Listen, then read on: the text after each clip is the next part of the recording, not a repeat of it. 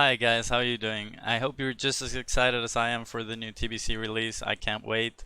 I just want to go in and finally, Arena being in the game, I just want to jump straight into it and play as much as I can. And I've decided to make a series of videos that is going to be PvP guides for Burning Crusade, and it's going to be class specific, so each video will be one class. So be sure to subscribe to my channel if you want to see the other videos for your class, or if you like the video itself. Make sure to hit that subscribe button.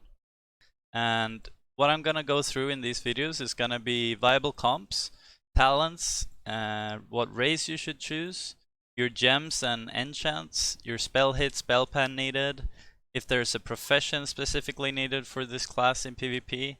I'm gonna be adding some tips that I think is gonna be good streams to watch to learn the class that you want to play. And most importantly, the main thing about the guide is going to be your best in slot gear and some little off pieces here and there that you can find that is going to be very useful in PvP. It's going to be timestamps down below, so you can choose whatever you want to see if there's something you're looking for. Or if not, just watch the whole thing. I'm sure you're going to learn a thing or two.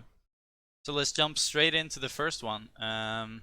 Today's episode is going to be about Priest, because it's what I played mostly on private server and I have the most knowledge about. The other ones I have to do a bit more research. But today I'm only going to be talking about Discipline Priest, like healing Priest in Arena. I know Shadow is going to be really useful too, but maybe we'll make a guide about that later. So let's start out with comps, okay? Pretty much Priest bread and butter is going to be Rogue Priest, right? That's the most viable comp, the best comp for sure. I played it a ton on private server, it's very strong. You play a sort of reset meta where you reset the rogue stealth a lot of the times, and you have mana burn, which is obviously great as priest. Another comp that is really good and very popular on the beta right now is Mage Priest.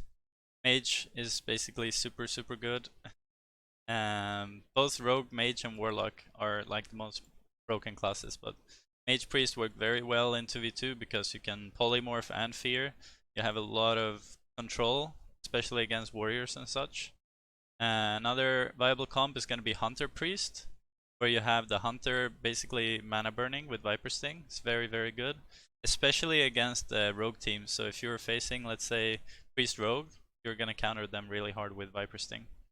Warlock Priest also viable. They share DR on Fear, which is kind of a problem, but Warlock are just so good that you can run this comp as well. Warrior Priest is another one of these that is kind of, how can I put it? It's not the best comp because Warrior obviously works a lot better with, like, let's say a Resto Druid. But if you have a Warrior friend and you're playing Priest, don't feel bad. Like, it's gonna be a strong comp as well. Yeah. So as far as races go in Discipline PvP Arena, there's really only two ways to go. If you're playing Alliance, you want to be playing Dwarf because they have super OP race abilities.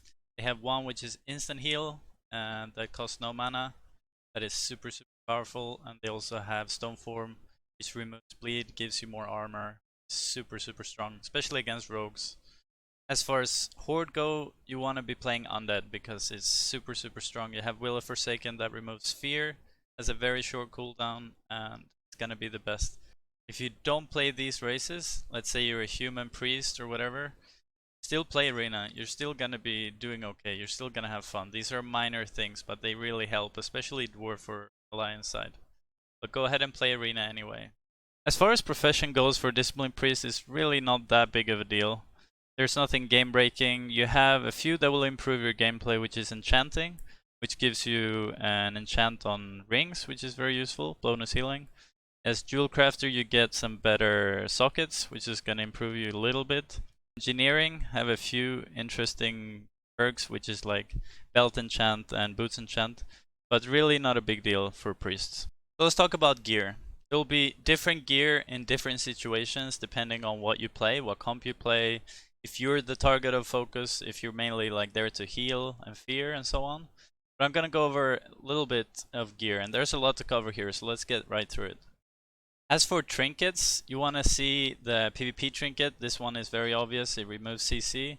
Every class is going to use this trinket. For the other trinket slot, there is the PvP healing trinket, which gives resilience and instant heal. This is obviously very good if you're being the target of focus. If you see a lot of mana games, you have the trinket from Botanica. This is a really great trinket for MP5. If you need to heal a lot, you have the trinket for Badge of Justice. This one gives bonus healing and is unused trinket as well, so you get a lot of bonus healing when it matters. Okay, let's move on to weapons, okay? Weapons is kind of hard to come by in terms of PvP because the best one is gonna be your Gladiator one hand, right? The mace. This requires 2050 rating and a whole bunch of points that you can be spending on other things. And you can get something similarly good to this, but endgame, this is what you should be aiming for. So let's look at the options that you can get pretty easily without spending all your arena points. You have the one from Karazhan, Maiden. This is a really great mace if you can get your hands on it early on. There's also the Karazhan from Prince mace. This is really a good weapon for arena too. If you don't get lucky in your raids, you can also hard farm Shatar rep and you can get the mace from Exalted. This is also a really good option. It also has very good stats. And for offhands, we got obviously the Gladiator offhand. This is gonna give you a lot of resilience, a lot of stamina, stuff like this. Same thing as the weapon. It doesn't cost that much, but it's not your priority in terms of arena points. There is a really good offhand coming from a Rose. This has really great stats in itself. I used this one for a long time in arena. If you don't get lucky with this, there's also one in the third boss of Alcatraz. This is also a good offhand for early on in arena. And for wands, the Gladiator wand is really good. But there is one that is kind of a hidden broken, I feel. This one is from the first boss in Shadow Labs. So you're gonna find a lot of groups doing Shadow Labs for like reputation, right? A lot of people want the reputation for lower city, so you do the first two bosses, and you can also farm fell armaments for Elder rep. You can just join in on one of these groups and snitch the wand of this first boss. Very potent wand until you get your Gladiator piece. So let's talk about the Gladiator Season 1 seg gear, right? This is going to be very strong. This is going to be your best thing. This is probably what you're going to rush for arena points. But there is something very important to keep in mind when you're playing a healer or a like a hybrid class, is that you can combine the two sets. So depending again what you play, how much you get focused, you can buy all the 5 set of one of, let's say, healing, right? You get the 4 bonus, you get a little bit faster prayer shields. But if you're getting a lot of focus, which you will as a priest, you can also go 2 sets of shadow gear and 3 sets of the discipline one, the healing one, right? So if you're gonna go with the 3 and 2, I would suggest you go the 2 with less stats on the set itself as shadow gear. So let's say you do the shoulders and gloves for shadow, and then you got the chest, legs and head for discipline. This way you maximize your bonus healing and you still get the double set, which is 35 plus resilience, right? It's a really big deal, and you get 2 of those, and it's going to be very good. I suggest you do this unless you're playing a comp where you hardly get any focus and you just want more bonus healing. While you're waiting for your Season 1 Gladiator gear, there's obviously the Honor one that is implied in the beta right now. This one is basically just one tier down to what Season 1 Glad gear is. It's still very potent, and you can do the same thing with this gear. You can do the same thing where you get double plus 35 resilience. So while waiting for the gear, if you've gathered all your other pieces, go ahead and buy the Honor gear as well. Let's talk about rings now. So rings, there are so many rings available in the game. There is the all the heroic rings, all the raiding rings. So you're pretty much good with anything that gives you a lot of stamina, a lot of intellect, and a lot of bonus healing, right? But I'm gonna be bringing up a few examples that are really good rings. There is one which you get from Spirit Shards. This can be obtained if Alliance control the PvP towers in Terrakor Forest and you do dungeons in the Okanidon. Then you get, I believe it's 1 or 2 Spirit Shards per boss, I'm not sure. But then you save up and you buy them in the camp in the stronghold in Terrakor Forest. There is a vendor there. These are very potent rings both for melee and casters. And another ring, this is a really decent ring from, it comes from being exalted with Cenarian Expedition. The big thing with this ring is that it got hit rating. And I'll be talking a little bit about hit rating later in the video when we summarize about gems and so on. But hit rating is super important for your fears not to miss. And this is one of the few rings that provide that. It's very good ring. And there is also the PvP ring that you get from just buying from Honor. Not a bad ring either. It has resilience, obviously, that is great.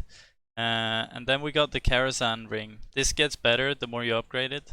The more you do Karazhan, the more you do rep with Karazhan. But it's also one of the best rings for PvP arena. There is also another set that you really can't miss while you're gearing up your priest in Burning Crusade, and that's going to be the Unyielding set. It's a tailoring set with belt and bracers, and there's always that struggle with the priest whether you want to go defensive or more bonus healing for your team. But either way, I think this set is super strong because it gives so much resilience, and it has a similar set bonus to the normal set that you buy, the Gladiator set, where you get bonus resilience. You have a socket in as well. It's gonna cost you some money, but definitely this is gonna be worth your while in arena because it just gives so much defensive stats. As far as the offset pieces, there's some that are replaceable. This is again the struggle back and forth between defensive and offensive. I find that a lot of them are not that useful, but we're gonna go over a few that still you might pick up if you don't find the other options straight away. So first off, we got the neck. This is gonna be good. You got the boots and you got the back, right? These are all gonna be viable options for you. But we also have to keep in mind the badge gear. So we already touched on some of the badge stuff before, but there are two pieces that are basically very good, and these give you more bonus healing.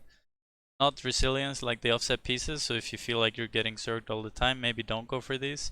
But overall, I would suggest you do because you get more bonus healing. The two very good ones, except for the one that we already mentioned with the trinket, is gonna be your neck and back. These are really good, and it's not that many badges that they require. And obviously you're gonna be farming honor and stuff. Like these can be your last piece that you put into the puzzle while you're running heroics and stuff, waiting for the weekly reset or whatever. You know, this is gonna be very useful as priest. Talking about PvE, there is also one thing that I should mention before we go on to other things, is that while we've introduced a couple of PvE items in this guide already, one that we can't forget is the tier 4 pieces, right? These are gonna drop in Karazhan, Gruul, and Magtheridon. I'll just throw in an example of how strong these can actually be. We got the tier 4 head right here, and you can see stat wise it's very strong. Gonna give you a lot of bonus healing, but what I would recommend is only to get one of these. It doesn't have to be the head, but it shouldn't be gloves because that has a very strong set bonus for the PvP one, which is the reduced fear. But rule of thumb, only one tier 4, so you don't lose out the bonus for either if you go double set resilience or the 4 set from the gladiator pieces. Alright, before we get into gems and enchants, we just need to touch really quickly on spell hit for priests and spell pen. So as for spell hit, that makes your spells not miss, and it's very important. Their priests have a 96% hit chance to hit in PvP versus other players, 96, and you can only cover, so you have 99%. There's always going to be 1% that that is a chance, like it's the RNG in the game, right? So what you need to aim for spell hit is 3% with gear and enchants and stuff. Spell pen, you don't really need to bother with that. It helps, but it's not really worth socketing and so on. You will have an enchant, but we'll get into that in a little bit. So in terms of gems, you just want bonus healing as much as you can, and mana, right? I feel like this is the best way to play priest. Some people play with resilience and stamina and stuff like this. It's an option if you're getting zerged, but you just get way more value with bonus healing. The thing we have to mention though is that you gotta fulfill your meta requirements. So the meta you want is 12 int and the chance to restore mana on cast, but this requires you, every meta requires you to fill different gaps, right? Like you need some red, some yellow, some blue, whatever. You need to fill this. But the best in slot one is plus 18 healing, and it's a red one. There is also plus 9 healing and 5 MP5, plus 9 healing and 4 intellect. These are sort of the hybrid ones, orange and purple. So I would just fiddle around with these until you got the meta working. And if you have the meta working, just stack the rest with bonus healing. Bonus healing, bonus healing. We must say this. And there's also resilience and stuff, but I wouldn't bother. Some people do. Up to you. In terms of enchants, I'll just go through them quick. For boots, you want the stamina and increased speed. Back, you want your spell pen. Chest, 6 stats is really good. Bracers, plus 30 healing. Gloves, you can either go bonus healing or plus hit. This goes back to what we talked about, right? If you have 3%, go bonus healing. If you don't fill the 3%, get the hit. It's more important than bonus healing. For weapon, we got 81 bonus healing. There's a budget version for this, I'm sure, but depends how invested you are in your character. Enchanting, if you have this, get the bonus healing ring enchant. I believe it's the Keepers of Time vendor that you need a reputation with. It's the best in slot for enchants. Head enchant you get via Thralmar or Honor Hold, and it's bonus healing as well in MP5. Shoulder enchant is Aldor, and the higher rep you got, the more bonus healing and benefits you're gonna get. But that's again, how invested are you in your character? If you want to farm Exalted, go ahead, then you'll have a little bit more stats than everyone else. So as far as talents go for Discipline Priest, there are different steps you can take. You can go a little bit into Shadow for improved fear and get the Blackout Dot as well in some comps. But I'm just going to be showing you guys the sort of standard, this will work really good for any comp that you're going to play. So I'm not going to go into every single spec because that will take too long. But if you do this, if you copy this spec, you're going to have a good time. Now let's go over to streams that you can watch with people playing Priest. And this is all great with gear and stuff, but you also need to learn how to play the class, right? And I would suggest you go watch Riva, has a really good he mainly plays mage, but I've also seen he plays priest, and he's very good on both. And shout out to him, he's doing very well, and I enjoy watching his stream a lot. Nice guy. And another really great priest player that you might know about is he won the Asmongold tournament, and his name is Hydra Mist. He goes back into old TBC. I watched a lot of his videos to learn how to play priest, and you should too if you're planning on trying to get better. Oof, that was a lot of information, guys. I know it's a lot to take in, but you can always go back in the video and check out the little things, come back and watch it later once you've leveled up to 70. If you made it so far in the video, I want to say thank you so much for watching, guys. Means the world to me. Don't take your time for granted, and I hope this series can be fulfilling for other people that's gonna play TBC, and that you find what you need in the guide. Let me know in the comments down below if you want some other class checked out, or if you have any ideas, or if I fucked up a lot of the items. I would really like to say again, if you liked the video or want to see others, please subscribe to my channel and drop a like. And until next time, you guys have a good day.